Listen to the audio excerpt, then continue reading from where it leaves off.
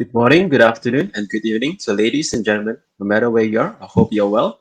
My name is Guma Sylvester, a MASA representative, and I will be your MC for today. So, firstly, I would like to thank Architects 2020 for giving MASA an opportunity to conduct this session. We are pleased to have this collaboration with Architects. So, for those who don't know what MASA is, I hope you can lend an ear as I explain further. MASA stands for Malaysia Architecture Student Alliance and is a non-profit student committee operating directly under Kutuban Architect Malaysia, or PAM, consisting of students, representatives from all architecture institutes in Malaysia. It is a platform where Malaysian architecture students join forces to learn, share with appreciation of the past, generating sustainable living in the present, and bringing unlimited possibilities to the future. Our mission is to develop an effective platform and network between Malaysian architecture students and professionals. We also serve as liaisons between students and PAM, and we represent voices from architecture students. So now let us greet our special guests for today. We present to you once again the chairman of PAM Education Committee, Architect Ardianta Aziz, and the one and only Dr. John Gamble, who will be talking to us on the topic of the task of architecture. To begin with, let's welcome Architect Ardianta to say a few words. Architect Ardianta. Hi Guma, how are you? Hi, how are you? Good. Nice to meet you back to online. Good to see you too. Right. How's your study, Guma? I'm good. We are having semester break right now, so this is a good opportunity for me as well to do a bit of work. Yeah, Very well. I'm so proud of you, and I'm so proud of your all your students committee under Masa. Even though you guys busy, study online through online, yeah, working from home, study from home, but you still got the time to grab this experience and opportunity to do this platform through online. I'm so proud of you yeah. guys. Thank you so much. Thank you so much. Thank you, Adrian Tazis. Well, okay. Hello. Good morning, and I believe good day today. Today is 28th of November 2020. Such a beautiful Saturday today, and here we are. We meet you again to Architects Fast Forward webinar series under education, joint organized by CIS and also PAM, Malaysian Institute of Architects. I would like to say thank you so much to Architects Online. We're giving a platform to us today. And also thank you to all the students committee under MASA, Malaysian Architecture Students Alliance. And on behalf of PAM Education Committee and also ACAI, Acacia Committee Architectural Education, we would like to say thank you again to giving this us to a platform and to share our online series today with a special guest all the way from Sydney, Dr. John Gamble, a senior lecturer from the University of New South Wales, Sydney. So, my dear viewers, especially dedicated to all the students today, today will be a very meaningful and informative lectures.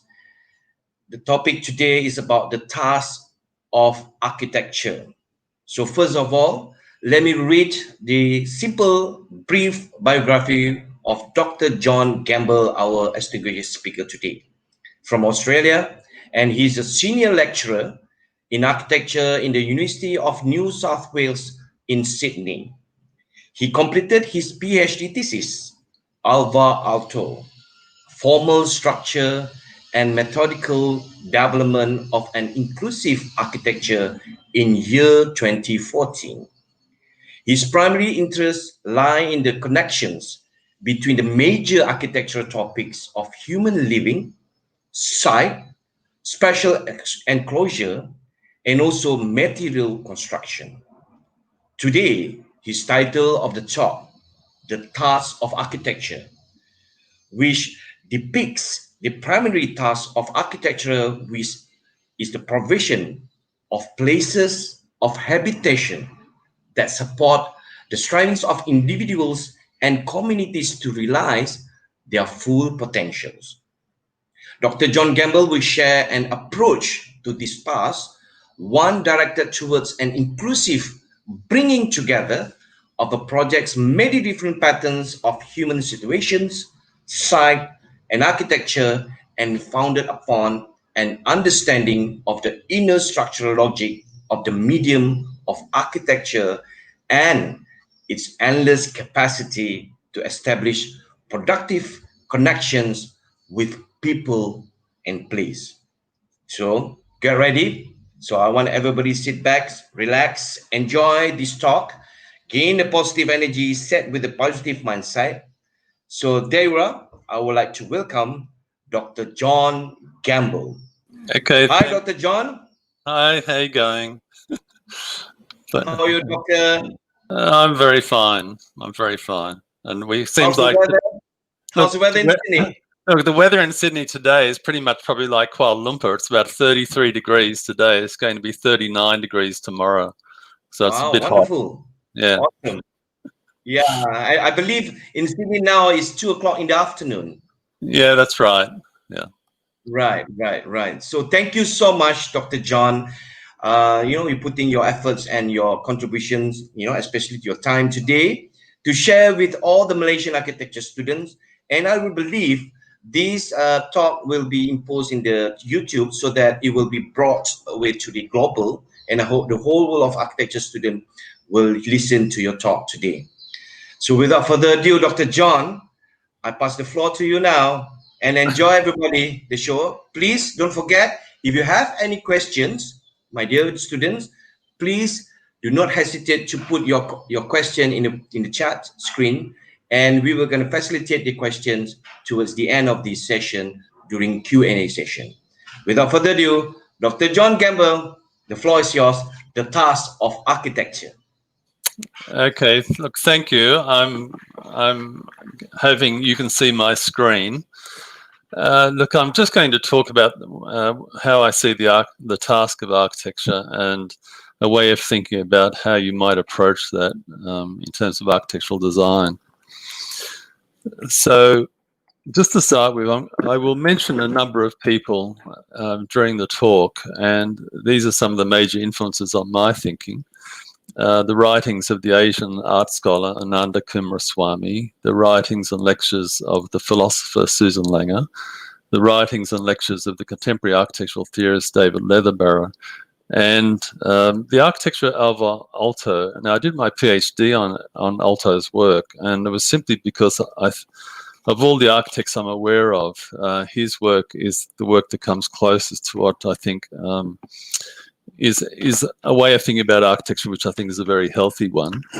And the subtitle of my thesis is really an indication of what I'll talk about today, which is the subtitle was Formal Structure and a Methodical Development of an Inclusive Architecture. So a starting point for me is this question of what is art. It was one that I thought a lot about when I was a student, and I found the writings of Ananda Coomaraswamy very helpful. He defined art as the skill in doing or making something well, and making something well was defined in terms of the extent to which it addressed the wholeness of us as human beings living in the world.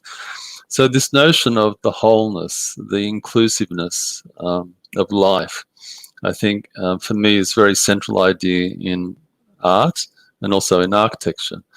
Now, another influence on my thinking has been Susan Langer, the philosopher, American philosopher, who wrote and lectured extensively on art. And she defined the task of art as being to present insights into human experiences of living in the world. And she was very much concerned about the breadth and the wholeness of our experiences. So I think this is an important way to think about art. I think often we think of art as being defined by aesthetics. And I think this is not a healthy way to think about art. Art is something which should address us as whole human beings living in the world. And to say to artists, look, like this particular artist, Marlene Dumas, if you said to her, look, I really like the aesthetics of your painting, the shapes and the colors are, really interesting. And to say, look, you have nothing else to say. It's just, it's just simply an aesthetic. I think probably she, like many other artists, would not be so happy. She'd say, look, I've got something to say about the human condition and so on. So I take that as a starting point. Now, this is the statement that I put together, and I'll read through it now, and then I'm going to work through this through the talk. So the task of architecture, I see the task of architecture as to be inclusive, an inclusive architecture. And the primary task of architecture is to provide places of habitation that support the strivings of individuals and communities to realize their full potentials. One approach to this task, the one that I'll talk about today, is that directed towards an inclusive bringing together of the many different patterns of the human situations, the site and the architecture, founded upon an understanding of the inner structural logic of the medium of architecture and its endless capacity to establish productive connections with people and place. So I'm going to work through these ideas in this talk. So to start with these first couple of ideas, the primary task of architecture is to provide places of habitation that support the strivings of individuals and communities to realize their full potentials. Now, if we think about parents, and what would their wishes be for their children? And I'd say, well, the wish is that their children will realize their full potentials during their life. If you think about teachers and what they wish for their students, we wish that you students will develop your full potentials as a person and as an architect. And we would wish that for our friends. We wish that our friends will develop their full potential. And we wish for ourselves that we develop our full potential. So, well, why not bring that way of thinking to a design project? Why not come to a project thinking that we wish that the people we are designing for will realize their full potential, and we can ask ourselves then, how can we contribute to that? How can we help them with that? How can we provide environments that will support their strivings to realize their full potentials? Now, one approach to this task, the one that I'm interested in, or most interested in, is that directed towards the inclusive bringing together of the many different patterns of the human situations, the site and the architecture. So this idea of an inclusive architecture, that we try to take on all aspects of the project as much as we possibly can. So I'm going to talk about this inclusive way of thinking, first of all, in terms of human situations, and then in terms of site, and then I'll talk about patterns. And then in the second half of the talk, I'll talk about architecture in these terms. So let's look at human situations. And this discussion that I'll present on human situations and site is taken from the writings of David Leatherborough. And this is from his book called Uncommon Ground, Architecture, Technology and Topography. And he writes this: architectural mimesis does not imitate buildings or their parts, but what people typically do, human situations. Architectural settings accommodate and represent patterns of human life. Accordingly, the ensemble, the groups of mimetic settings, constitutes the world in which one resides, at least its more permanent aspects. Now, he looks at this notion of human situations, and he talks about them in terms of typical habits. He says that what we designed for, or what we should design for, are patterns of typical habits. So I want to look at this, what he means by typical habits. Okay, so let's say take habits. We designed for habits. We designed for repeated events. So these repeated events are things like, in these photos, going to the church, once or twice or how many times a week, entering a building as a repeated situation, thousands of people entering a building over time and so on. We designed for the repeated events of having a meal or being with other members of our family. These are our events that occur over and over again. They're like the rituals of life. We call those habits. And this notion of habit is then directly connected to the idea of habitation and habitat, which is architecture. So we designed for habits. Now he says that we designed for typical habits, and there are two meanings to this term, typical. So one meaning is that it's typical for a specific context. So specific occupants, specific use, specific site, time, etc. So the typical habits of a concert hall in Germany in the 1950s are different to the typical habits of a house in Japan built in the 21st century. So there's that notion of typical in terms of typical for a specific context. But there's a second meaning to the word typical, which is the idea of typical habits as type. And what he means by the type is that the type of habit, that the type is a general notion that encompasses the fullness of all situations likely to occur within a particular cultural context. So if we take any situation we might want to talk about, any particular habit, like for example entering a building, then what he's talking about is we should be thinking about the fullness of that experience of all likely situations to occur related to entering a building within a particular cultural context. So it's the fullness of situations that he's concerned about. And in that sense, typical habits, this notion of type, is something more than what he calls status quo habits. Status quo habits, he means the ones that are familiar, the everyday familiar situations. He says we should design for more than just simply that. We should design for the fullness of possibilities within a particular cultural context. And this is consistent with his idea that we should be designing environments to support people as they strive to realize their full potential. So if that's what we're trying to do, then we have to understand the situations in terms of their fullness as well. So I want to take an example from landscape of this, and these are to do with the water's edge at Sydney's beaches. In Sydney, we have more than 100 beaches along the coast, in the harbour, along rivers and in bays. And to my mind, they're the most successful public spaces or type of public space in Sydney. And I want to talk about them in terms of this notion of typical that Leatherbarrow is talking about. So environmentally, in some ways it's quite a simple physical situation. You have sloping ground as it slopes down away from the land into the water, and you have the incoming, outgoing waves. And that's in the context of Sydney's our warm temperate climate, very mild, sort of friendly sort of climate, and a multicultural society that enjoys outdoor living. Now, in this very simple physical environment of the sloping ground and the incoming and outgoing waves, what we find is when we go there is this enormous diversity of people, all sorts of ages, all sorts of levels of physical fitness, dressed in all sorts of ways, and different ethnic cultures and so on. And when we see what people are doing, we realize that this diversity of people and what they're doing is related to the fact that there are many different kinds of places present within this environment of the water's edge, from the wet sand out maybe 100 meters to the bigger waves.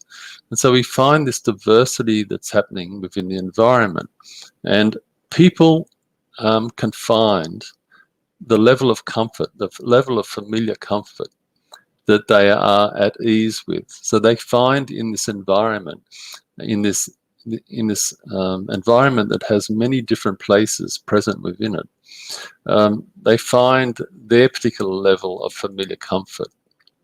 And so they do what they feel comfortable with. And if it's riding a surfboard, or it's a young child just lying in the very shallow water, or whatever it might be, that this diversity within this environment, which is about maybe 100 meters in its depth from the wet sand out to the bigger waves, we find that people can find their own level of familiar comfort. Okay, so that's what Leatherbarrow would call the status quo situations, the status quo part of the habits.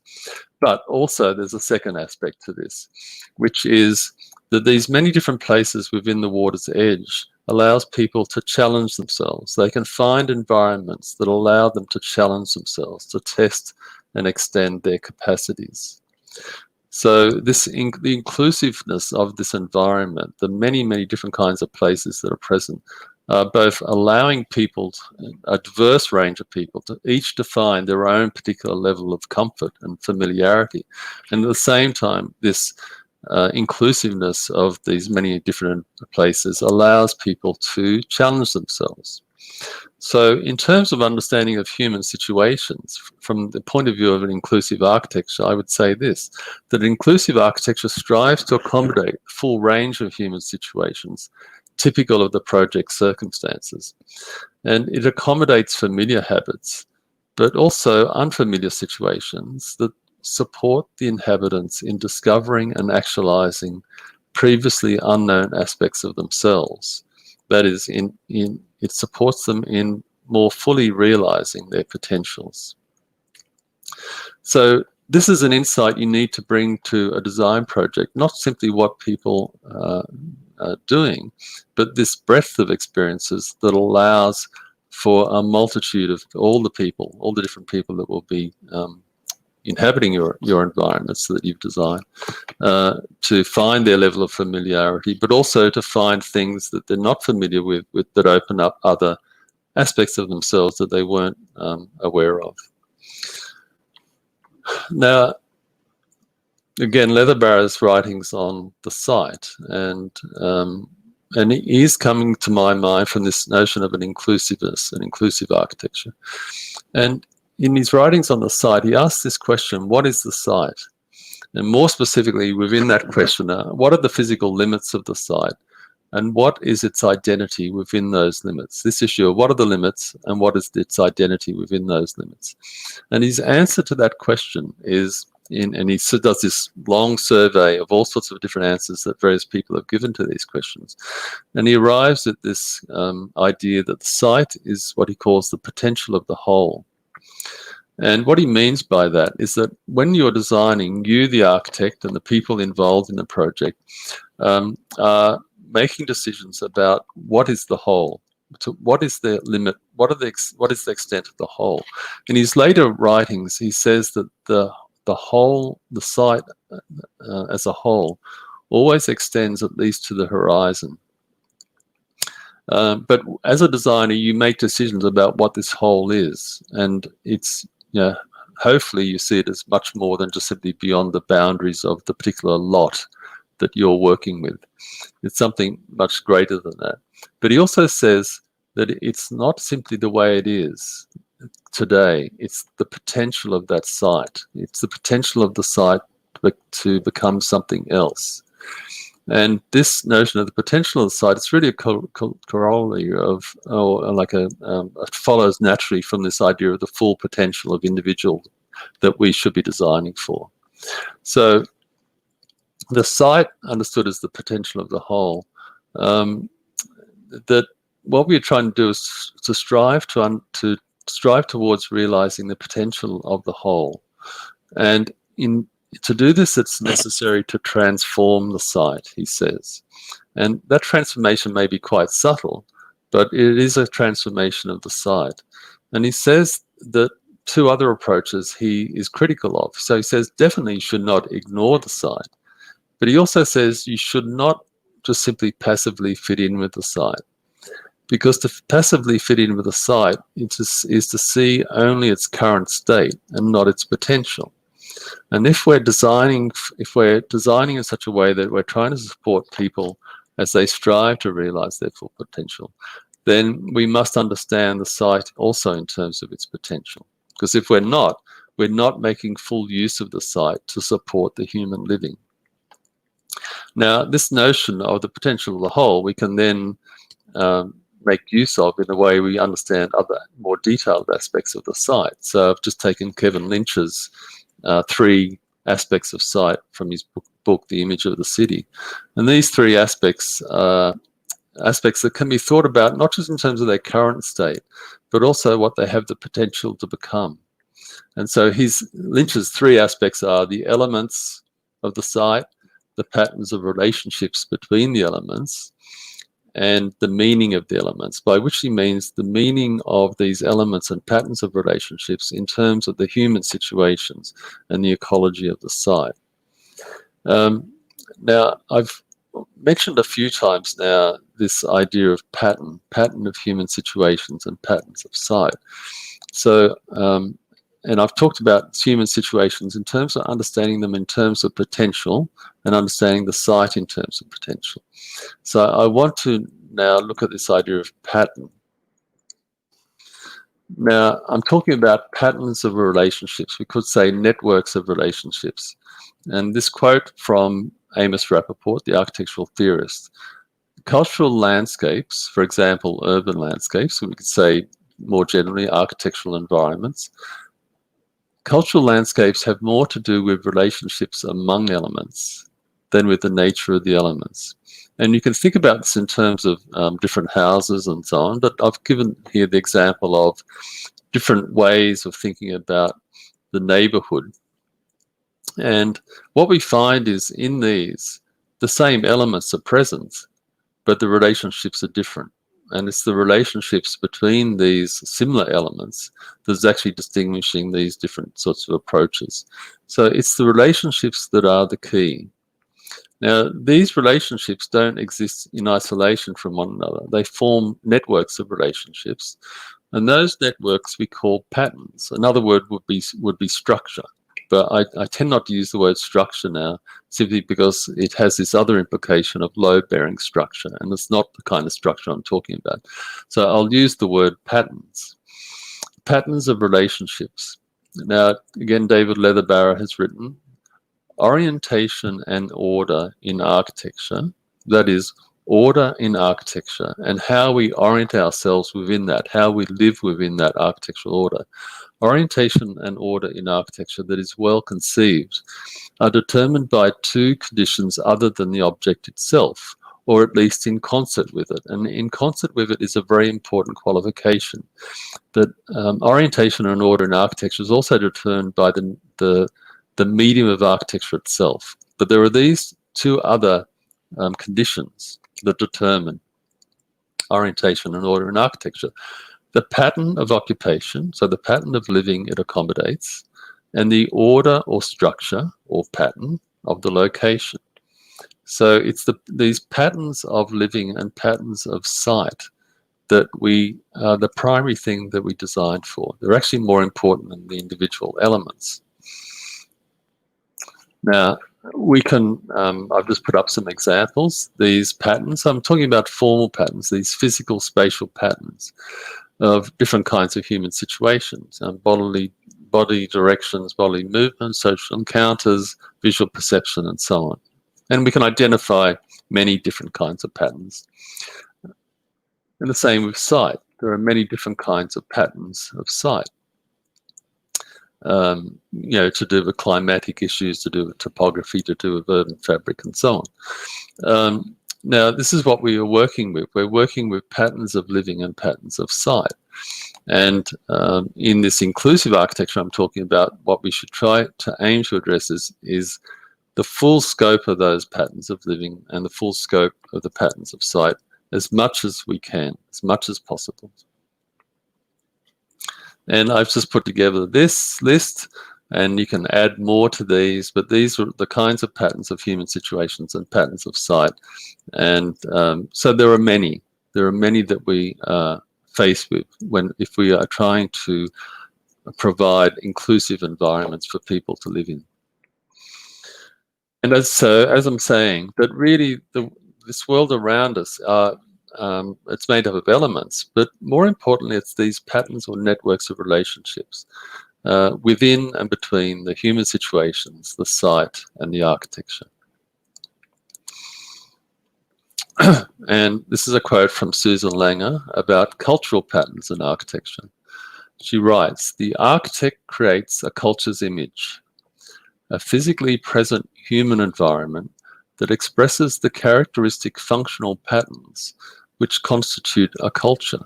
By functional, she means things that support, sustain, and enhance life. Such patterns that the architect is giving this expression to through the architecture, such patterns are the alternations of sleep and waking, venture and safety, emotion and calm, austerity and abandon, the tempo and the smoothness or the abruptness of life, the simple forms of childhood and the complexities of full moral stature, the sacramental and the capricious moods that mark a social order, and that are repeated, though with characteristic selection, by every personal life springing from that order. So I'm really emphasizing this notion of pattern. Now, patterns of relationships. Now, this is very interesting in terms of architectural education. These are two writers who have talked about this aspect in the context of architectural education. So Britt Anderson, who's an Australian architect and professor of architecture, has written this in an essay called Ladder of Relations. She's written this: lack of perception of the physical world in relational terms contributes to the creation of unwitting, unintended relations in buildings and cities that are unintentionally alienating and hostile. This lack of perception of the physical world in relational terms. In learning to make architecture, so in architectural education, learning to make architecture, it is essential to bring awareness of the critical role of relational thinking, to think of things in terms of these relationships and patterns of relationships. Then Michael Lindsay, another writer, has written this: the real issue with teaching architectural design is that students are not used to thinking about the physical world in relational terms. Now, for me, this is a major issue in architectural education. I find our students at the University of New South Wales are generally not very good at thinking about the physical world in relational terms. They think of their buildings as objects isolated from the site. They think of the site as made up of a series of different aspects that have very little relationship to one another, topography to sun and various other things, and so on. But if, as I'm arguing, the key to understanding how people live in the environment has to do with the relationships and the patterns of relationships between things, then this is a major issue for architectural education.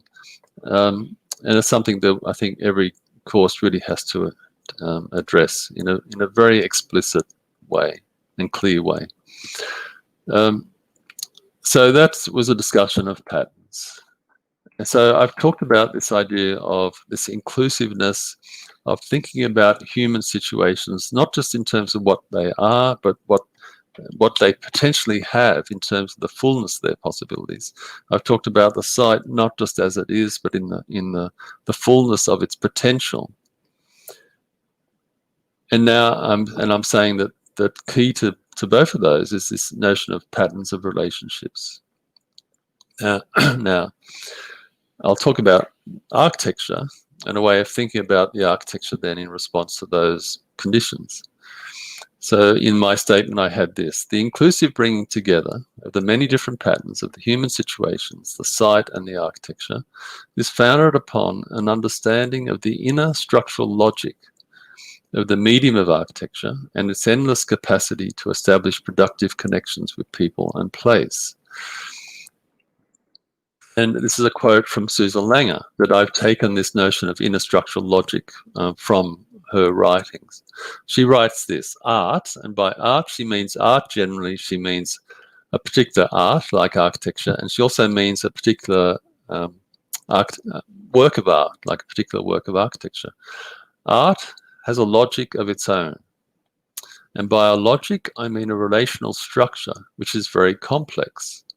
It is largely by virtue of its complexity that it can present us with images of our even more complex subjective activity.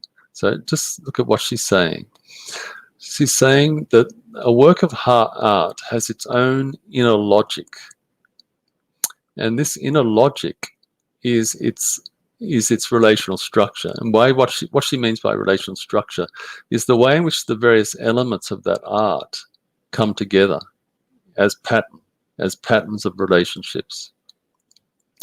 And she calls those patterns of relationships its logic, which she says is very complex in a work of art. Then she says that this inner structural logic of the work is not something that turns the work inwards on itself, but is actually the means by which it communicates to us and communicates in a sense to the rest of the world. So its inner structural logic is the primary means by which the work of art presents us with images of our even more complex experience of the world. Okay, so it's this inner structural logic, I say, in the case of architecture, if we're key to how we might think about what I've been saying about human situations and sight. Now, it's the inner structural logic of the medium of architecture, and I take the primary medium of architecture to be material and spatial form. So material form are the tangible corporeal objects, the floors, the walls, the roofs, and things like that. And the spatial form are the spaces bound, segregated, connected, and articulated by the relationships between the material form. So I take that as the primary medium. So we need to think about what is this inner structural logic, the term of Langer's, of this particular medium. Now, there's this question that then arises that I'm very interested in. If we're thinking about an inclusive architecture, one that addresses the fullness of human living and the fullness of possibilities of the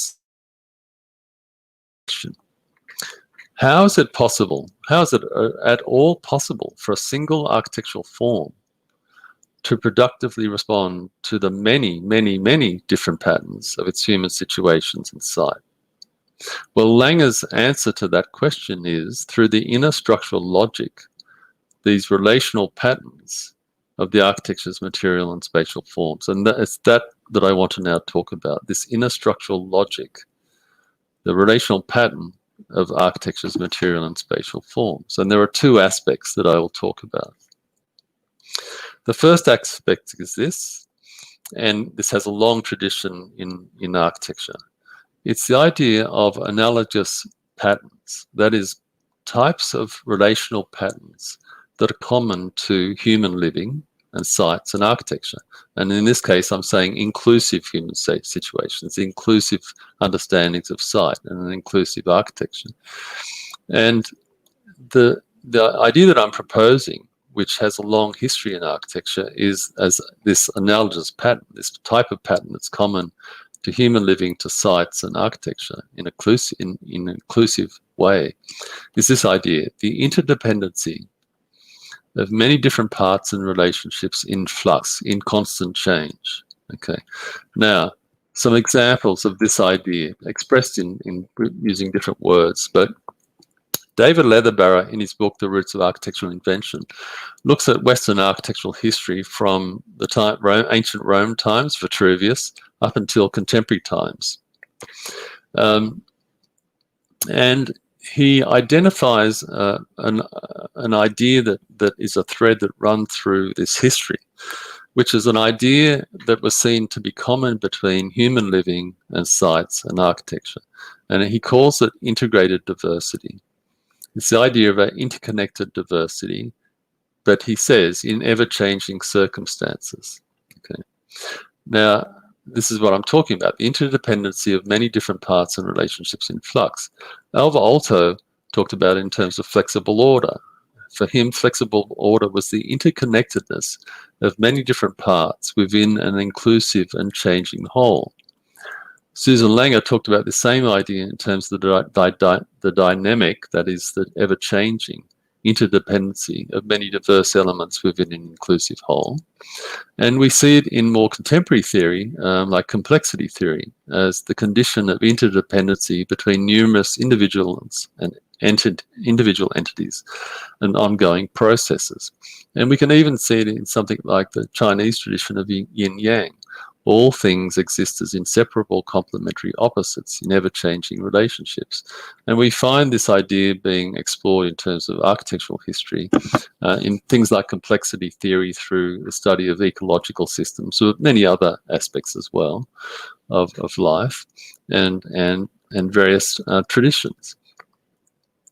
So that is one idea, that common to inclusive human living and inclusive understanding of site, inclusive architecture, is this interdependency of many different parts and relationships in constant change. Okay.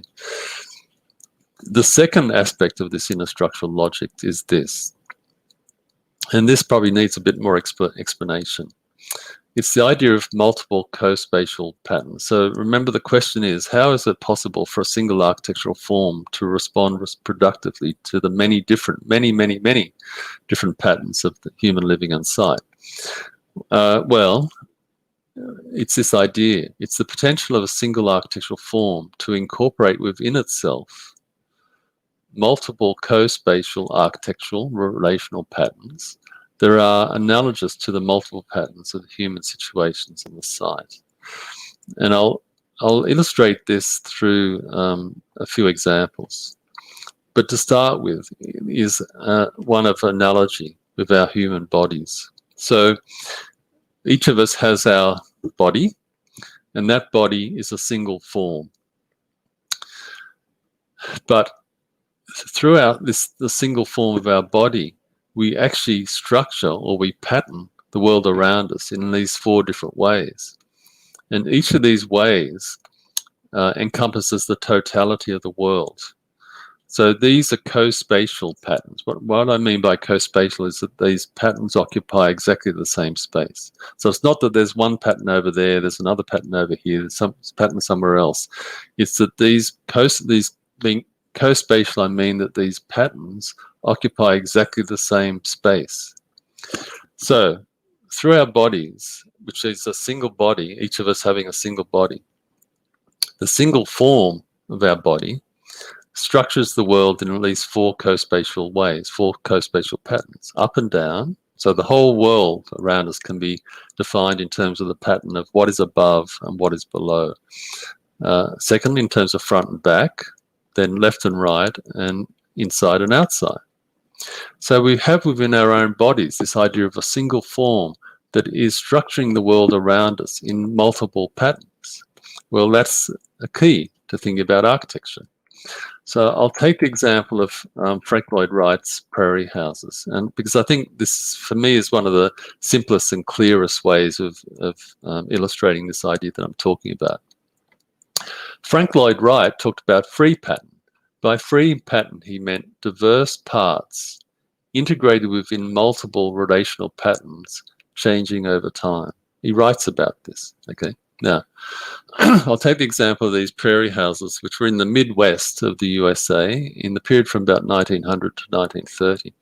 And at the time, and I think right through Wright's career, right to the end of his life, he was working with the idea of the house. A key idea is the idea of the house as the primary place of connection to and retreat from the world.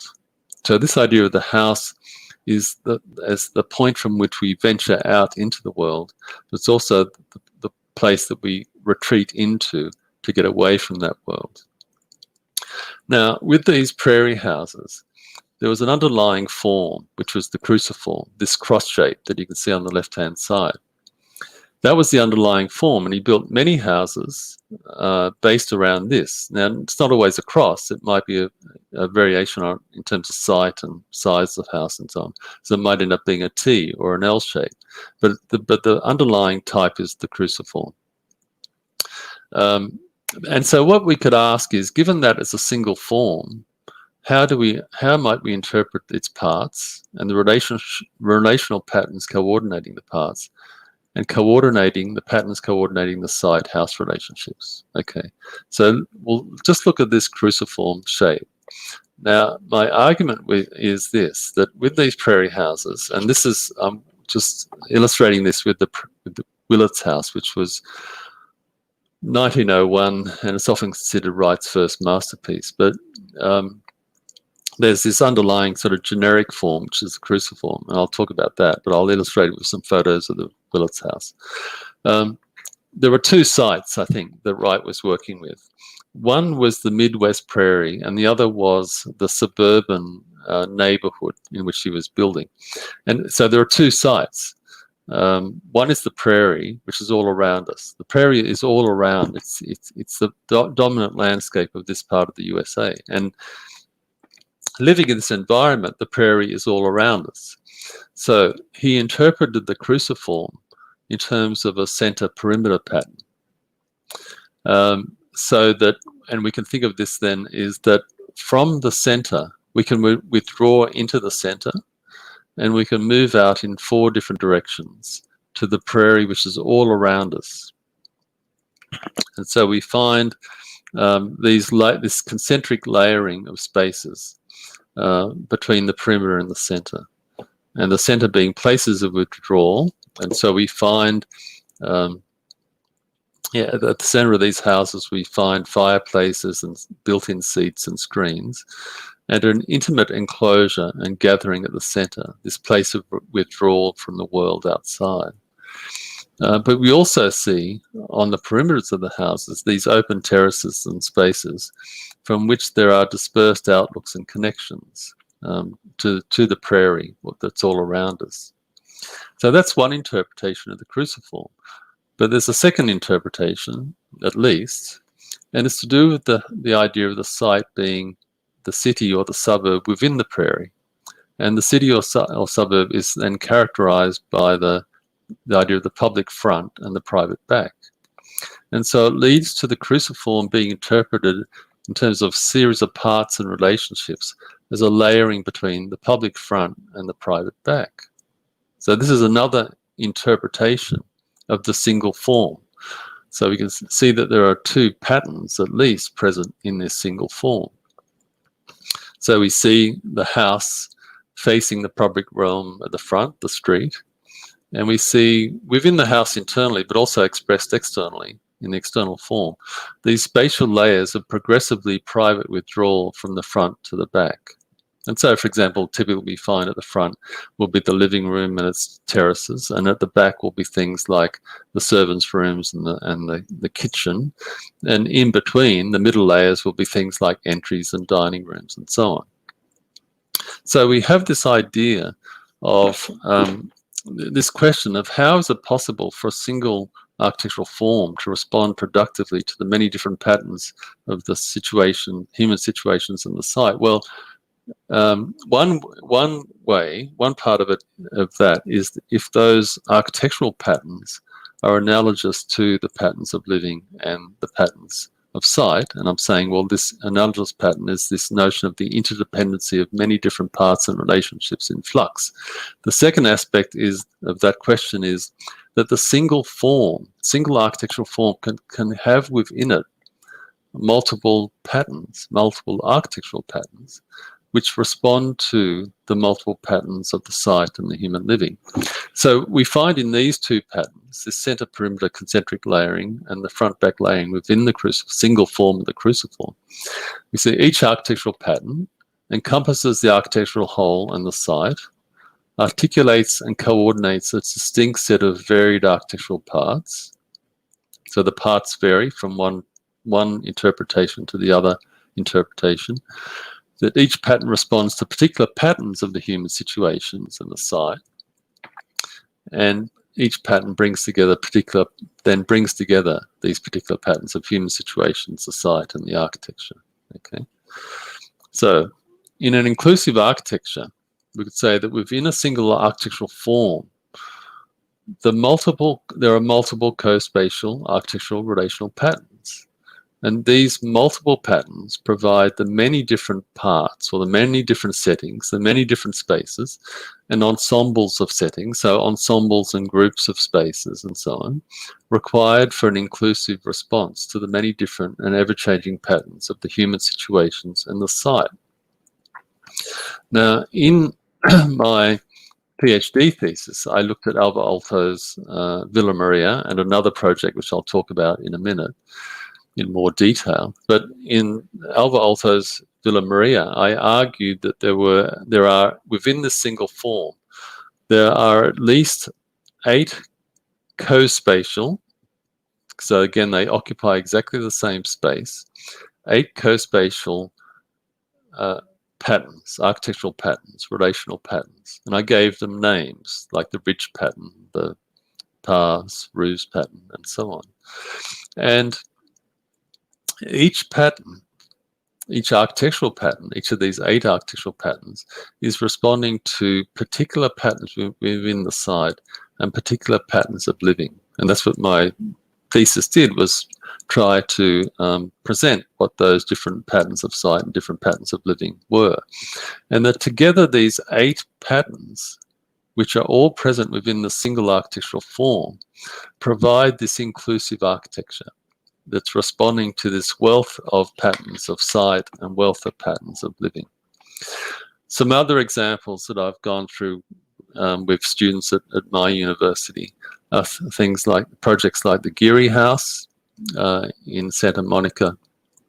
And these were 6 patterns that I've identified. Exactly the same issue. Each pattern is related to certain patterns of sight and certain patterns of living. And I also wrote a chapter for a book on Jimmy Lim's Salinger House, in which I argued that within the single form, there are at least 4 co-spatial patterns.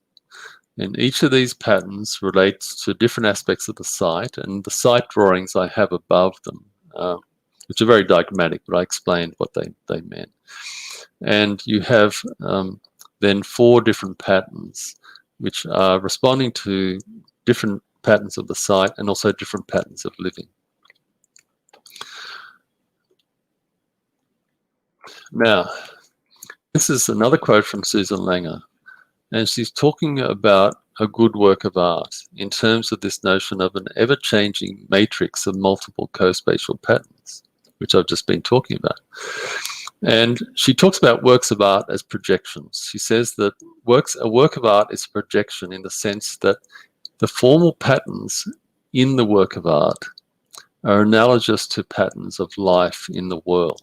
So this word projection is that the works of art, the formal patterns in a work of art are projections of or analogous to patterns of life in the world. So this is her quote. The inviolable unity of a total form of a work of art, especially a highly developed one, is due in large measure to the play of several projections, these formal patterns in the artwork that are analogous to patterns of life in the world, which cannot be conceptually received at the same time, so that when one pattern is in evidence, the others recede. So what she's saying is that in a work of art, and we take it in the case of work of architecture, that there are these multiple co-spatial patterns, but we can't see them simultaneously. We can only see them sort of in a sense one at a time. We can only see certain relationships. We can't see all the relationships together.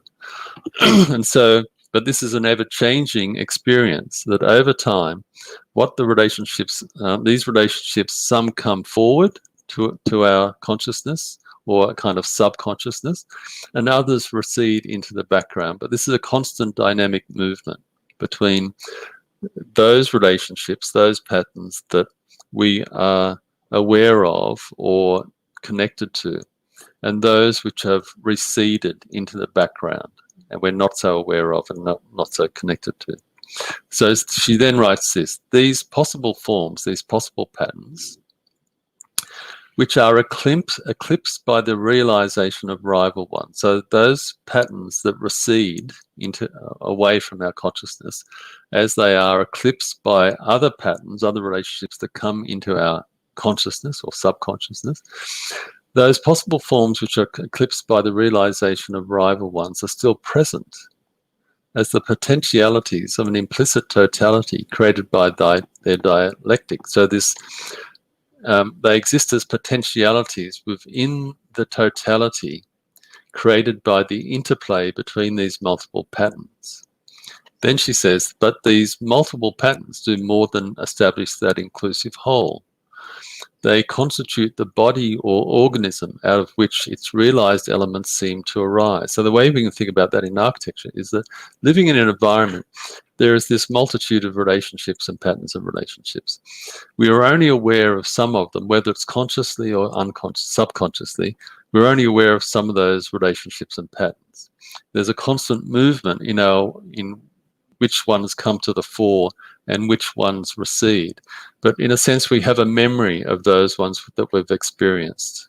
And that memory, which again may be largely subconscious, that memory is of all those experiences that we've had, all these patterns of relationships that we've experienced over time, they constitute the body out of which the elements or the relationships and patterns that we are more conscious of right now, these ones emerge out of that body of memory. Then she says, that is why a good work of art presents itself as a matrix, this matrix of patterns and relationships, from which all its sensuously given articulations are derived, while others which do not appear, those that have receded, are nonetheless felt. We have some sense of them, felt to lie somehow in limbo. That is, they are in the background, but they could emerge at any time.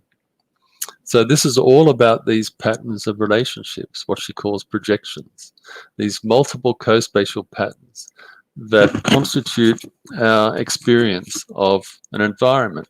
And it's a dynamic experience that these patterns and relationships are in constant flux depending on the circumstances of events, weather, whatever it might be. So I want to just illustrate this through the other project I looked at for my PhD, which was the Uvascular Teachers College of Altos. And I'll just go in a little bit of detail, but not a lot.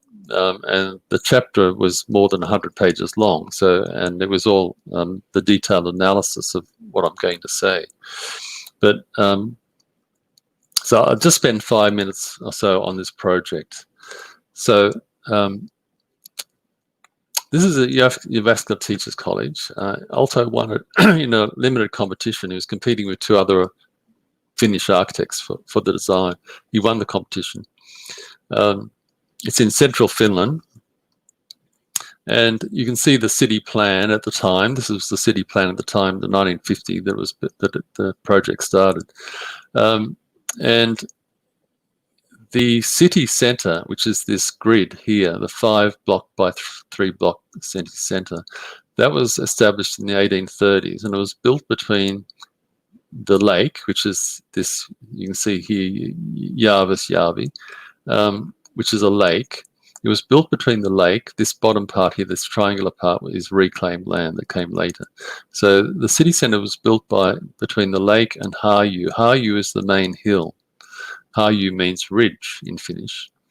And so the city was established in the 1830s. In the 1860s, they built the Teachers College campus here in the northwestern corner, just off the city grid. And it was located on the point where the hill comes down, then it actually rises up to another hill that the campus sits on. And this is Alto's design, which was this sort of U-shape building around here, series of buildings around here, but I'll show you that in a bit more detail. So this was the site prior to Alto's design, and this is the city centre here in the bottom right. And it comes off the main shopping street, which is called Katu. And there were existing large brick buildings, which were almost the only brick buildings in the city at the time that they were built. The rest were timber buildings. And there were 6 of these brick buildings located here in the old campus. And they were located around the hillside. The hill is called Seminarimäki. Seminarimäki means seminary hill. Seminary is the college, so it's like College Hill. And it's the first extension from Harju, which is the main hill. You can see then it drops down a bit, then rises up again to Seminarimäki. And the college purchased in 1950, they purchased this valley. This area here is the valley, and that was the whole site for the campus, the new campus design. The old campus was a series of winding paths that came off the road around this road from the city centre around here. A series of winding roads in a forest, sort of park-like campus, with these freestanding buildings scattered through this park environment.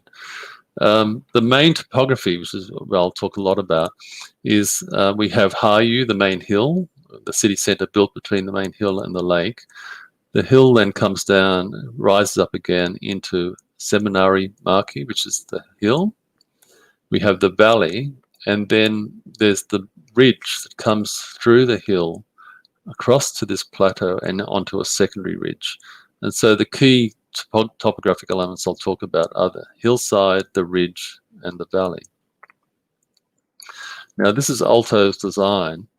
So what he did was he relocated the entry. So the entry came right off the corner of the campus as an extension of that city road, as a straight road, no longer these winding roads.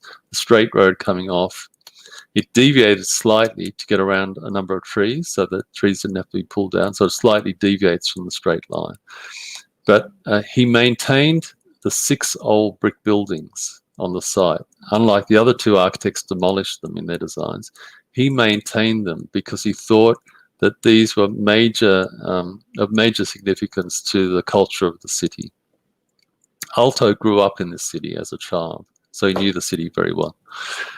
Had this entrance road, he located the main building where the main auditorium and seminar rooms and classrooms are located here. He located the main building on the plateau.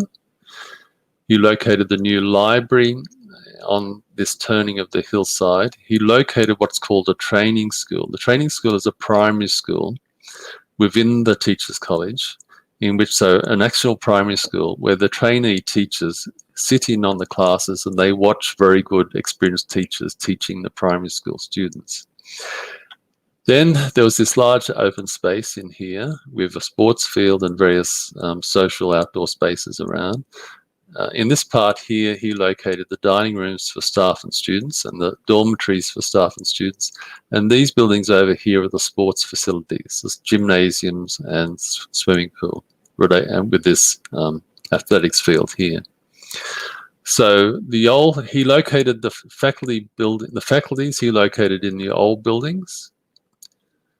He put the main building on the plateau, the library on this turning of the hillside, the training school at the point between the hill and the valley, and on the 2 sides of the valley he located the dining rooms, the dormitories, and the sports facilities.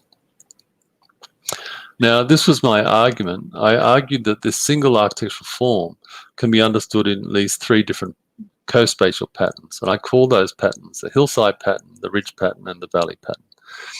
And I said this, that the single architectural form incorporates at least these three relational patterns. Each pattern encompasses the architectural whole and the site, and locates its educational, social, and formal focus at the topographical element that bears its name. Each pattern underlies in its own distinct way the architecture's integration of and integration with particular patterns of the site and life of the teacher's college and the city. So I'll just very briefly discuss these 3 patterns, and hopefully this will help to clarify things a little bit. So we have a single architectural form that can be interpreted in multiple ways in terms of its underlying pattern. So this is the one I call the hillside pattern. Now, the hill in which the campus is located is called Seminary Hill. So in other words, College Hill. So the hill is identified with the college. He located the faculties in these 6 existing buildings. He didn't demolish them, the 6 brick buildings, which are located around the hill. His new academic buildings, the main building with its lecture rooms and auditoriums and so on, seminar rooms, the library, and the training school, he located around the hillside as well.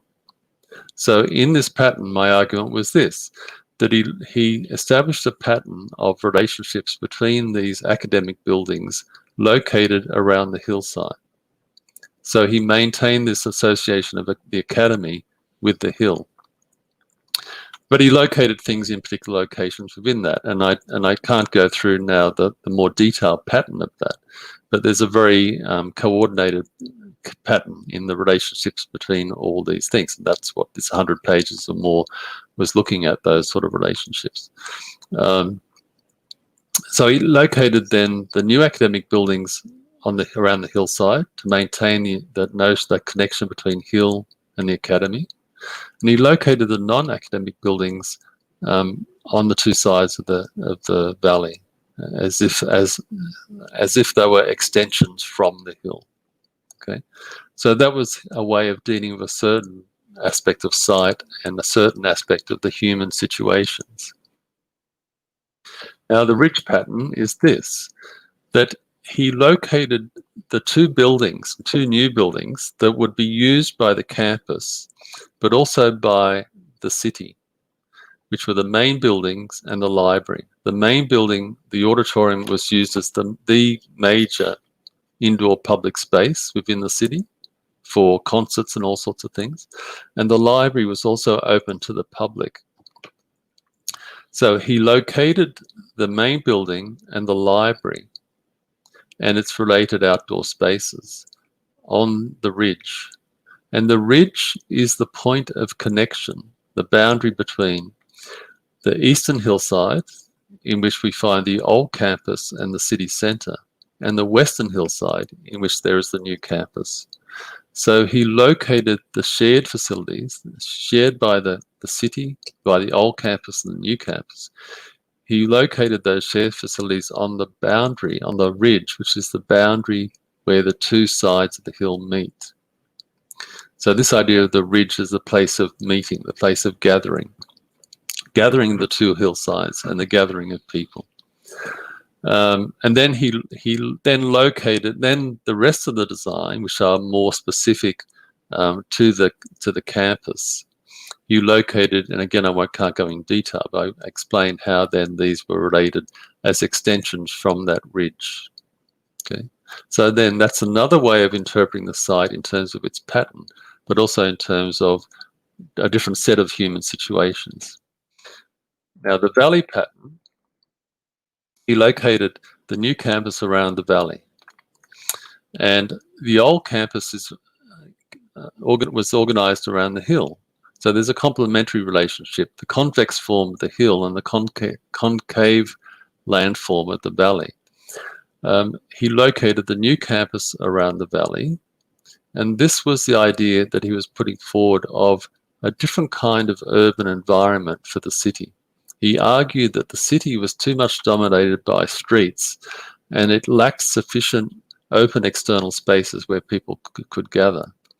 And so his proposal here was the idea of a new type of city around the valley, which was one of a series of connected buildings which semi-enclosed major external gathering spaces. And this was something that was lacking in the old city, but also in the old campus. So this is now another reading of the pattern of the site. But again, now it has a different set of human situations that it's connecting to. So as I said, I worked through all of these in a lot of detail, and I can't go through that now. But we have this idea of these multiple co-spatial patterns that are, I would say, required for an inclusive architecture, and that this single architectural form has within it these multiple co-spatial patterns, and these multiple patterns in their coexistence and in their multiplicity bring together the many different elements and patterns of the human situations and the site and the architecture. So I've talked about those two aspects of this inner structural logic of architecture, this analogous type of pattern, the interdependency of many different parts and relationships in flux. And then I've talked about the second aspect of the inner structural logic, in which the single form has within it multiple co-spatial patterns, each of which is responding to particular patterns of the site and particular patterns of living. And I just want to finish with a discussion of then material construction in these terms. And I take material construction from a design perspective to be, at its most kind of elementary level, the selection and formal organization of materials. That when we're designing, in terms of construction, what we're making decisions about, what materials to use and how to formally organize them in the site. So I'm going to just quickly refer to three writers, three architects, engineers, who have something significant to say about this. And the first one is the very influential Renaissance architect, Leon Battista Alberti. And his influence, he was writing in the 15th century, his influence on European architecture and then into the New World of the Americas extended really up until at least the 20th century. So his book, which has been called On the Art of Building in 10 Books, book 3 is on construction. And these are the first 4 sentences of this book on construction. He writes this: the whole method of construction is summed up and accomplished in one principle: the ordered and skillful composition of various materials, be they squared, stones, aggregate, timber, or whatever, to form a solid and as far as possible integral and unified structure. A structure may be said to be integral and unified when the parts that it contains are not to be separated or displaced, but their every line joins and matches. Then he writes, the next couple of sentences, he writes this: we need to consider, therefore, which are the primary parts of the structure, their order, and the lines of which they are composed. It is not difficult to discover the parts that make up the structure. Clearly, they are the top and the bottom, the right and left, the front and back, and all that lies in between. But not everyone will comprehend their specific characteristics and why each is different. Now, if we look at that statement, these first 4 sentences of this book on construction of Alberti's, I would say this: he's defining construction as a selection and formal organization of materials, selecting materials and the ordered and skillful composition of materials. And he says, in order to understand construction, we must know the primary parts of the architecture. And he then he talks about it. Okay, so what is he saying? Well, first of all, the primary parts are defined in relational terms. They're not defined in terms of elements like floor, wall, roof, door, etc. They're defined in relational terms: top, left, front, in between. These are relational terms. Top is the relationship that something has to something else. Left is a relationship that something has to something else. They're relational terms. Okay. Now, he's also saying that these relationships are parts of a network or pattern of relationships. So top, in between, bottom is a pattern of relationships. But he's also saying that there are multiple co-spatial patterns of parts and relationships. So these 3. So he's defining construction in terms of multiple co-spatial patterns of parts and relationships. And he's saying that these multiple different parts, relationships, and patterns are meaningful because not everyone will comprehend their specific characteristics and why each is different.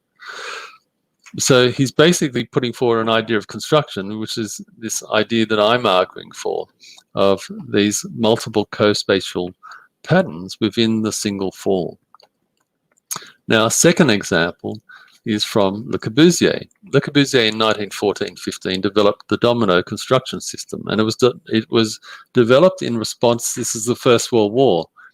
It was developed in response to the need to reconstruct quickly, to rebuild buildings quickly, and he came up with this system, which was reinforced concrete, but I think also was intended could be built in steel frame, as a response to this very practical need to build quickly. Now, 11, 12 years later, he and his cousin, Pierre Généré, published the 5 points for a new architecture. And the 5 points for a new architecture are dependent upon the domino construction system. Now, the 5 points, when they present the 5 points, they present them in comparison with traditional load-bearing masonry wall construction. And these are some of their drawings where they compare and contrast the old type of construction with this new type of construction, and these are related to these 5 points. Now, if we look at the 5 points, what we discover is that they are relational ideas. So the pilotis, the columns that lift the building off the ground, that's about the relationship between building and ground. The free facade and the horizontal window are about the horizontal inside-outside relationships. The roof terrace is to do with the relationship between sky and building, or the sky type elements of wind and sun and outlook and horizon and so on. And the free plan is about the relationships between structure, the structural elements, the non-structural enclosing elements, the space, but also the site. In fact, the first four are all to do with sight. So the relationship to ground, the relationship to the sky, and the relationship to the environment horizontally around the building, they're about site relationships. But the free plan is also about site relationships. So what they were arguing was that this type of construction, and then these 5 points, made possible many more relationships than were possible in the old construction system. And that these many different relationships that were now possible were meaningful in the context of many different kinds of human situations and site situations. A third person I'll refer to is Cecil Belmont, a structural engineer, former deputy chair of O'Varra and Partners. He wrote in his book Informal this. He says that, but in a building form that is static, by which he means which is single, a single fixed form. But in a building form that is static, where are the dynamics? What is the nonlinearity?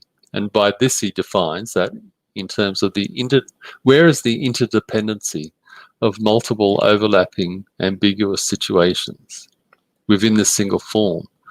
Where is it? He says, this is a difficult question. To my mind, the answers lie deep in configuration. As we are made of patterns, both random and regular, both physical and emotional, probing the archetypes of pattern is important. So that's a more contemporary perspective on this importance of these patterns, which he's describing in terms of non-linearity and multiple overlapping ambiguities.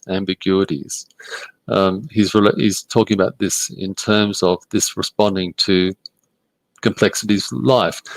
Cecil Belmont was structural engineer on projects by various architects like Toyo Ito, Rem Koolhaas, Daniel Libeskind, and so on. And just a couple of examples of what I mean. We'll just take frame construction. We could look at the way in which frame construction has within it different kinds of relationships, up and down the frame, along the frame, across the frame, around the frame.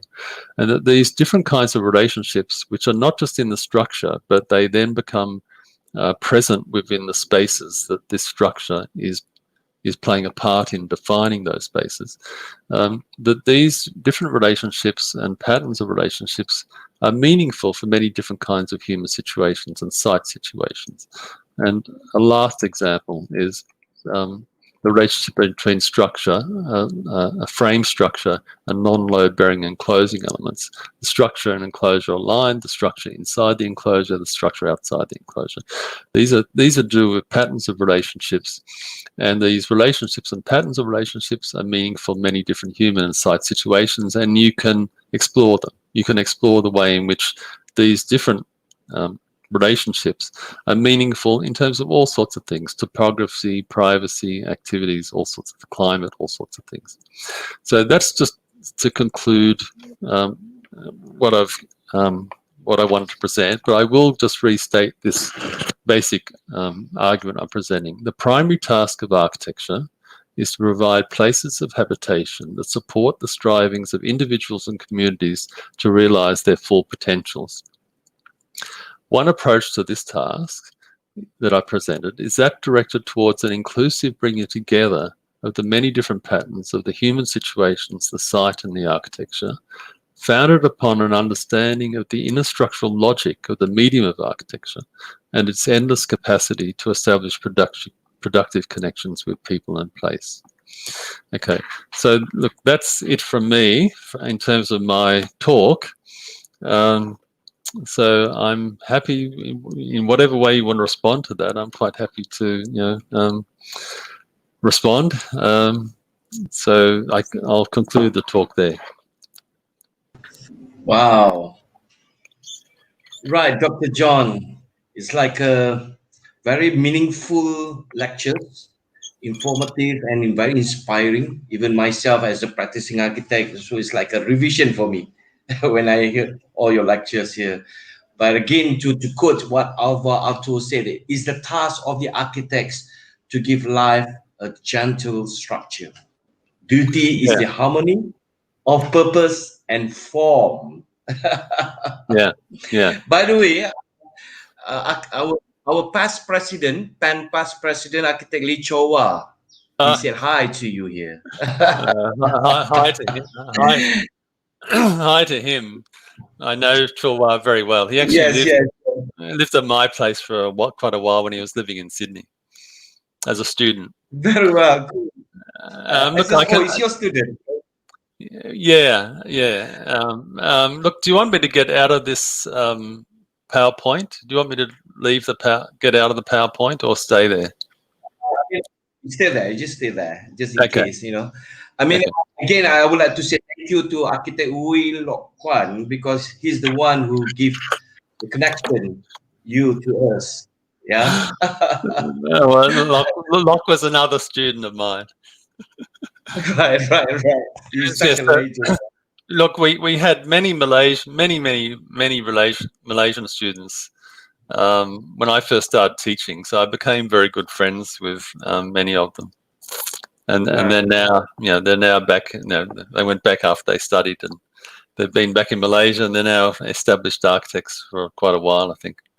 Beautiful. Thanks to him then. Okay, as I refer to your lecture just now, I mean, uh, this covered all the elements that I can conclude here on my personal view. It's like you cover up to the sentiment of the needs of human beings, and you're talking about the climatic, technology, the building construction, the society, the culture, and mostly it's about related to the site response. And then as a student, they're having a brief, they can, they need to construct their concept, their idea into the site, and then referring to their schedule of accommodation, how to separate the public zoning towards to the private zonings, and then of course some building bylaw requirements, setbacks, and so on. I mean, all these challenges of the students by referring to your talk just now. Then I would like to refer to the first question here, Dr. John. The question is there any existing method or framework to evaluate the level of user participation and satisfaction in spatial design? I'm not sure what that exactly means by special design, but look, I think if we look around us in the environments around us, and I do this a lot in Sydney, look around in where I live, and you just observe what's going on, and you will observe, good things, very good things that are happening with environments responding well, and then you observe, plenty of examples where it's not so well.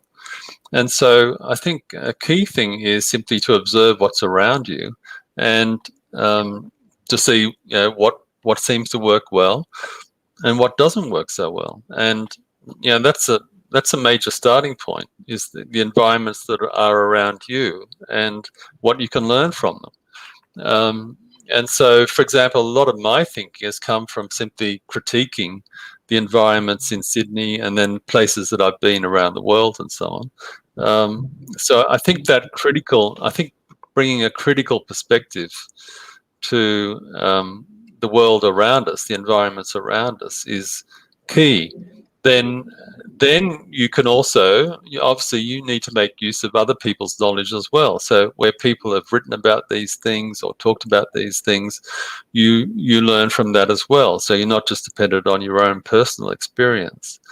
And we each of us has to find our own way through all that overwhelming range of possibilities that confronts us in terms of that. And we have to work our way through it. And that's an individual process, I think. But I would just say, look, a good starting point is just simply bring critical thinking to what you see around, what you experience around you, and to the things that people say. So bring a critical thinking to what I've just said. Don't just accept what I've said. Right, You know, right. I totally agree with you, Dr. John. I mean, the students should observe, to do some observation and experience the space, and then they could ask the end user, the people itself. I mean, you should discover this as a discovery, as a expedition into it. But the next question, Dr. John, is by the student's name Jian Shengbang. Since the campus is on the hillside, the one that you showed just now, yeah. moving around the campus will take more human energy. This is what the question asks. Apart from the spatial design and technology, do you think any other method will contribute to the circulation to ease the human moving around the campus? Yeah, look, the one thing to keep in mind with Finnish culture is, um, first of all, these sort of campuses are often closed during the middle of winter. Yeah. But the one thing with Finnish culture, which you realize, I lived there for 15 months in Helsinki when I was doing my research. But one thing that you realize that once you get through that winter, the middle of winter period, people just want to get outside. The Finns are very outdoor people, and Right. they are very. You see them walking everywhere and so on. So it's a sense of really getting out of these interiors into the landscape and so on, which I think is very important for them. So. And also, like, he was designing for what would have been largely a young population. These were trainee teachers, and there would have been staff who were older. But um, and yeah, so I think that's part of it. That he wants also people to experience the external environment and to experience the landscape, not just simply the internal one. But keep in mind that the main academic facilities were all congregated around one particular part of the project, the library and the main building and the faculty buildings. But for most of the day, it's focused around that part where the main building and the library is, and you venture off when you go off for lunch or whatever. But the dining rooms are quite close to those educational facilities, and then the dormitories are a little bit further away, and the sports facilities are a bit further away as well. So I mean, I didn't. I must admit, when I was there, I didn't find it particularly um, long walking. It wasn't particularly a long walk. My campus at University of New South Wales is much bigger. It's much more walking involved in where I am. Right, right. I would agree with you because we need to, expose outside, outdoor. Anyway, it's good exercise for human Yeah. being. Well, the organizer told me that you can off your PowerPoint now so that you can see yourself and myself on the screen now. Uh, okay. Yeah, yeah. Okay. So Right, are you seeing that? right. Okay. Yep. So you can see me on the screen now, Yes, I John. can. Yep. All right. Yep. Well, okay. With regards to that, and then there's another question that it could be beyond of our thinking, especially talking about this pandemic issue. Yeah, the question from Vinci: how will you see the future of spatial design and architecture patterns, especially with like in Malaysia society after the COVID-19 pandemic? Uh, look, I think the thing I find intriguing with the COVID pandemic is that people are looking for these certainties. But maybe that's the thing that we don't. Like at the moment, our university is planning to have classes next year, but who Oh, knows? Who really? knows? Like we could have another outbreak in January, and then all of a sudden we won't be going back. So it's Yeah. unpredictable. So I don't know what the immediate outcomes are. What the changes are. Look, I tend to avoid making broad, grand narratives about people. I mean, even though I've presented this as a kind of general approach to architecture, but people are different, and people respond in all sorts of different ways to different situations, and that's part of my argument: is we need to design environments that have within that diversity and multiplicity, so people can find the things that they are looking for, and two people won't experience the same place in the same way. And people will respond to coronavirus in different ways, which obviously we can see around the world that people are responding in different ways. Different governments are responding differently, and so on.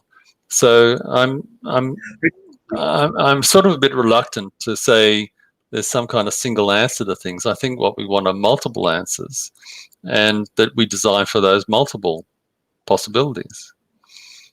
And we learn how to do that. But if you frame it in some, and again, I've been talking about it in this kind of very general sense, but the thing is that these things become more tangible when you're working on a specific project. Because right. it's not this. You're not designing the whole world. You're just designing this little, whatever the project is, and it has limitations on it. And you work within that. But I just think that, as I said, that we need to try and understand the full potential of that situation in this inclusive way. And and to give a kind of very practical example, because I was in private practice up until about 6 years ago, and then I became full-time at university after I finished the PhD. But I found it, for example, working with council regulations, was that the council regulations, to my mind, are based around trying to fit in with the existing. But a consequence of that is that you're often fitting in with poor design. It needs a more critical approach that says, look, if we more critically approach the existing environments around us, and rather than taking the view of fitting in, let's critique the environment. And let's see what's working well and what's not working so well. And let's try to work out building regulations that will, and it's probably going to be an incremental process.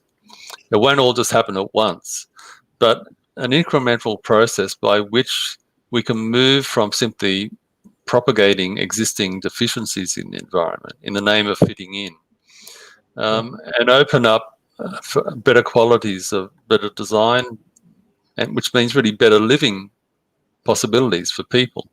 So I just think we need to approach these things, again, even though I put forward this kind of general view, we need to take each situation differently. And so, for example, different councils in Sydney have different regulations, and you have to approach them differently.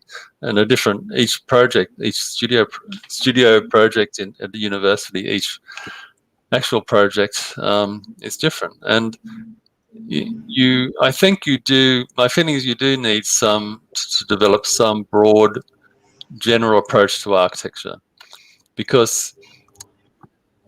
and to have a certain level of consciousness of it. Because if you're not conscious of it, you're not in a position to critique it, and you should be critiquing your own position as well as other people's. And so I do think you need, like I would put it this way, for students, every aspect of design, to my mind, is interpretation. You interpret the brief, you interpret the site, you interpret your own design, you interpret a construction system, and so on. Interpretation needs some foundation for interpretation. What is the foundation for interpretation? So what I'm saying with this general discussion of architecture is that, for me, provides a kind of general foundation for interpretation, so that when you have a brief, you have a foundation for interpreting the brief. You have a foundation for interpreting the site. You have a foundation for interpreting your ongoing design as it's developing. You have a foundation for talking with clients, and so on. Right. So it's more that the general is there, but you have to see it within the specific context of the situation that you're working with. So you can't just. So I'm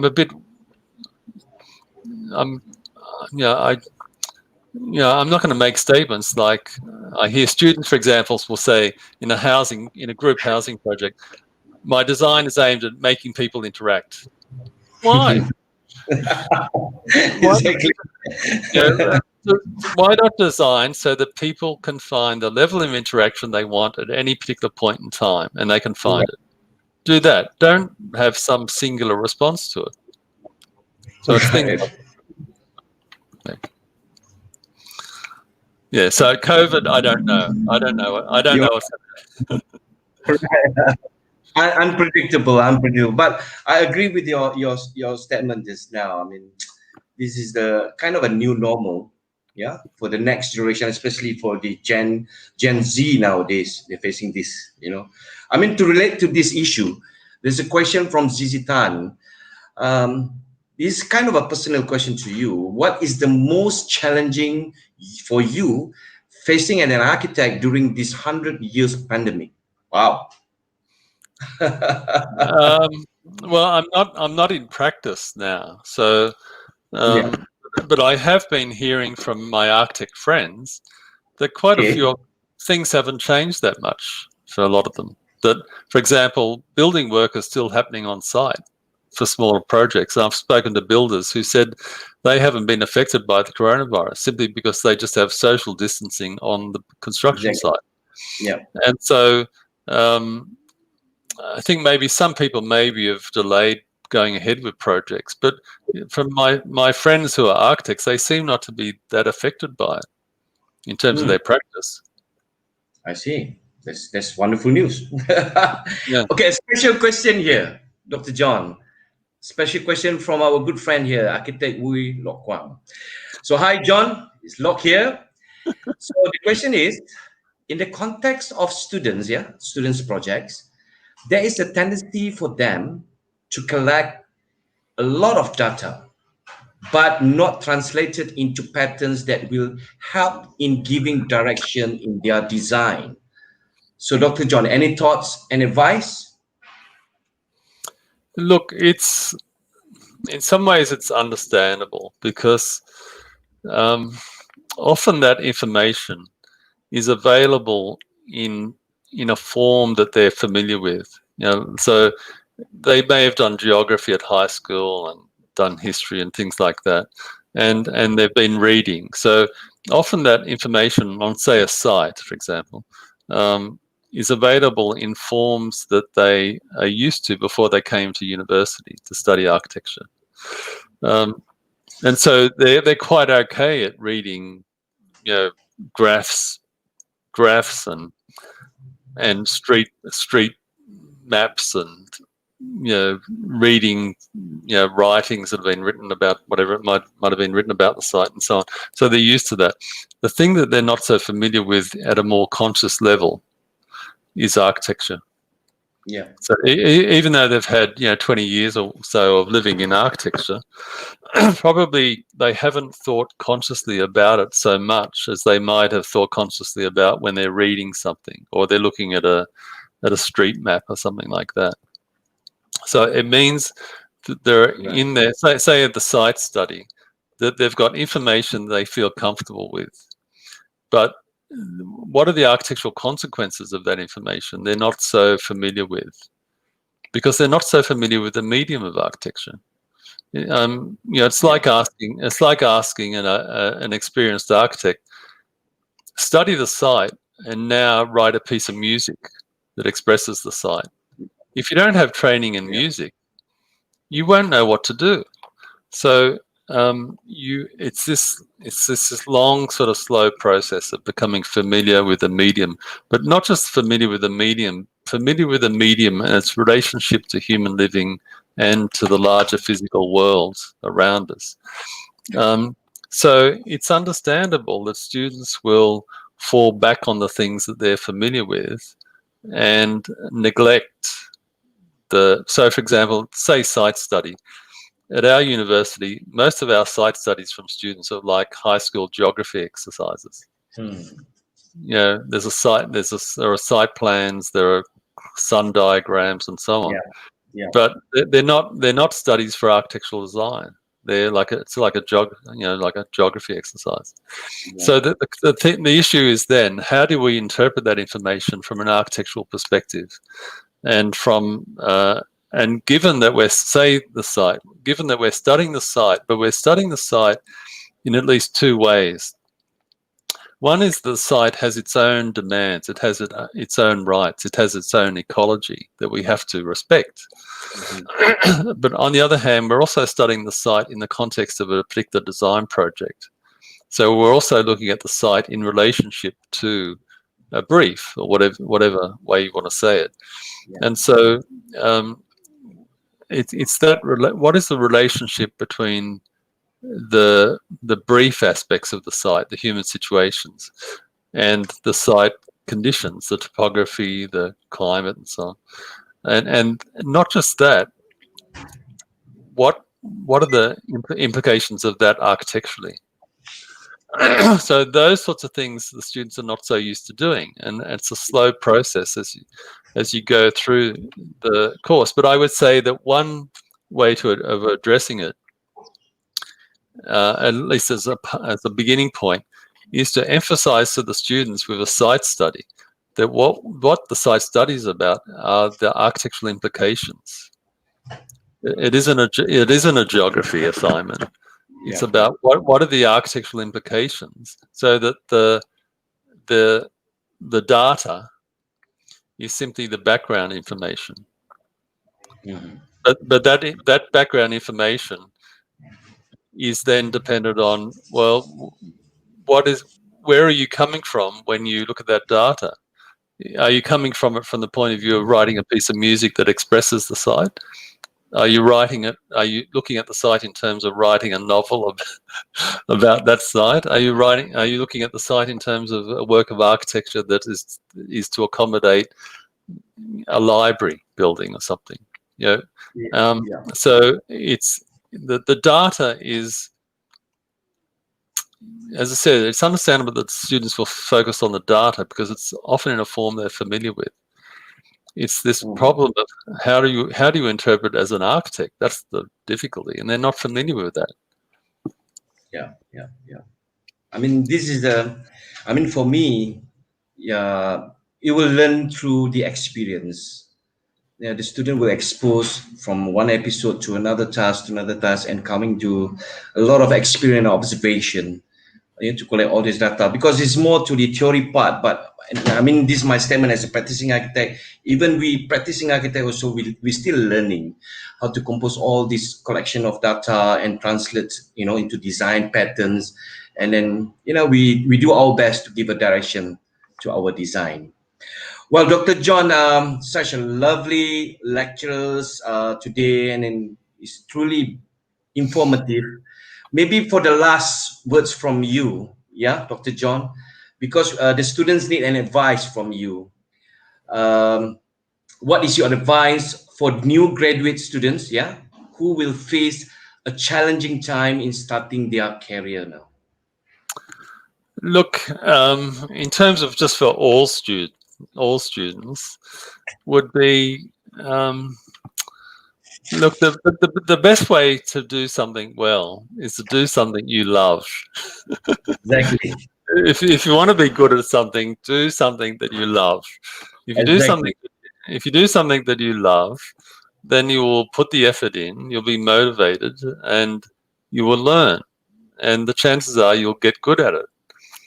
But if you don't love what you're doing, then it can become a very tedious life Right. of doing it. So hopefully you're doing something that you love. That would be one thing. But I think a second thing is that you know, beyond each of ourselves, there's this vast knowledge of things, and you're trying to make contact with that. So it isn't just an inward reflection. It's trying to learn from others and everything around us, and to bring an openness of mind to that, but also a critical mind. And that, that's a juggling act. How do you be open Right. to ideas and at the same time bring a kind of critical perspective to it? But be open. Listen to people who you don't agree with. Don't just see their side of maybe there's something in what they're saying that's valid. and maybe you can incorporate in this inclusive way. You can incorporate even ideas that maybe somebody you disagree with has. So I think that openness, but that critical mind is very important. Because if you don't have a critical Yes, I mind, you'll get totally lost. agree with you. Yeah. Totally agree with you, Dr. John. Because for me, our architecture is easy to understand and enjoy it. And I really hope all the students you also it hard to forget. So there you are. Architecture arouses sentiments in man. The architect's task, therefore, is to make those sentiments more precise. Thank you so much, Dr. John, for your contribution today. Such a lovely and meaningful lectures, and truly informative and beneficial to all the students. Please do stay on because Yeah. we're going to end up this session. So there you are, all the viewers, especially to the students. Thank you so much to our distinguished guest today, Dr. John Gamble from the University of New South Wales. So I will pass to the MC, Guma. Be safe, everybody. Be healthy and enjoy your study. Yeah. Well, Guma, thanks yours. everyone. Bye. Thank you. Okay, thank you so much, Dr. John Gamble and Architect Adianta, for that interesting insights and sharing. Right, it's a pleasure to have you on, Dr. John Gamble, and also Architect Adrianta in this session. Before we end this, we just have to thank you everyone for joining us today in this online sharing session. I, for myself, an architecture student, gained a lot of important points, especially on the interpreting of patterns. Okay, once again, I hope you guys enjoyed a lot from this. Again, do keep in touch with us on Masa's Instagram and Facebook for more updates, and do check out Architects online for more interesting webinar session. Until then, stay safe, everybody. Stay healthy, and we'll catch you up next time. Thank you. Be well, Bye bye. everybody. Bye. Take care. Cheers.